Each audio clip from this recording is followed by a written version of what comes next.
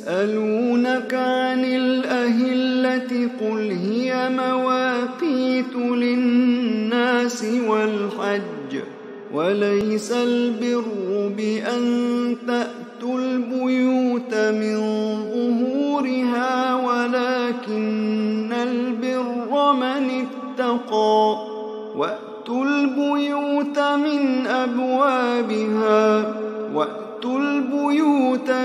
أبوابها واتقوا الله لعلكم تفلحون وقاتلوا في سبيل الله الذين يقاتلونكم ولا تعتدوا إن الله لا يحب المعتدين وَاقْتُلُوهُمْ حَيْثُ ثَقِفْتُمُوهُمْ وَأَخْرِجُوهُمْ مِنْ حَيْثُ أَخْرَجُوكُمْ وَالْفِتْنَةُ أَشَدُّ مِنَ الْقَتْلِ وَلَا تُقَاتِلُوهُمْ عِندَ الْمَسْجِدِ الْحَرَامِ حَتَّى يُقَاتِلُوكُمْ فِيهِ فَإِن قَاتَلُوكُمْ فَاقْتُلُوهُمْ كَذَلِكَ جَزَاءُ الْكَافِرِينَ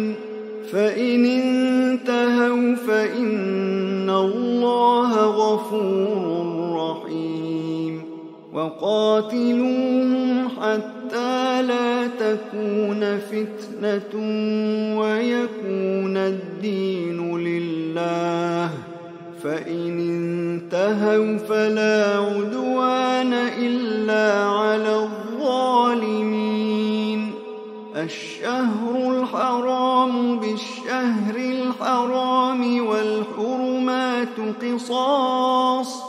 فمن اعتدى عليكم فاعتدوا عليه بمثل ما اعتدى عليكم واتقوا الله واعلموا أن الله مع المتقين وأنفقوا في سبيل الله ولا تلقوا بأيديكم إلى التهلكة وأحسنوا إن الله يحب المحسنين وأتموا الحج والعمرة لله فإن أحصرتم فما استيسر من الهدي ولا تحلقوا رؤوسكم حتى يبلغ الهدي محله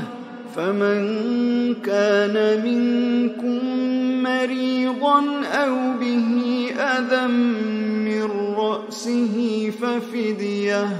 ففدية من صيام أو صدقة أو نسك فإذا أمنتم فمن تمتع بالعمرة إلى الحج فما استيسر من الهدي فمن لم يجد فصيام 3 أيام في الحج و7 إذا رجعتم تلك 10 كاملة ذلك لمن لم يكن أهله حاضر المسجد الحرام واتقوا الله واعلموا أن الله شديد العقاب الحج أشهر معلومات فمن فرض فيهن الحج فلا رفث ولا فسوق ولا جدال في الحج وما تفعلوا من خير يعلمه الله وتزودوا فإن خير الزاد التقوى واتقون يا أولي الألباب ليس عليكم جناح أن تبتغوا فضلا من ربكم فإذا أفضتم من عرفات فاذكروا الله عند المشعر الحرام واذكروه كما هداكم وإن كنتم من قبله لمن الضالين.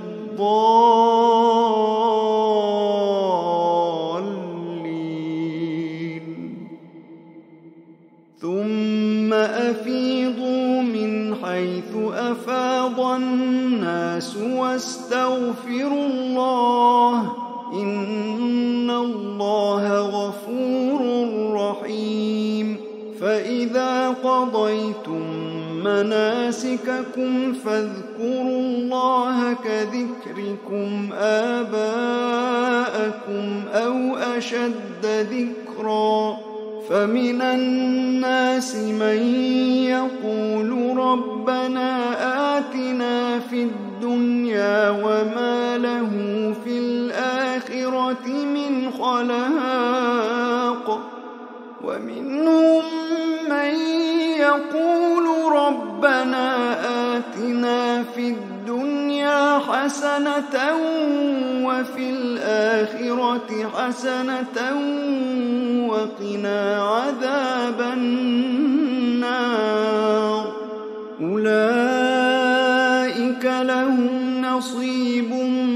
مما كسبوا والله سريع الحساب. واذكروا الله في أيام معدودات فمن تعجل في يومين فلا إثم عليه ومن تأخر فلا إثم عليه لمن اتقى.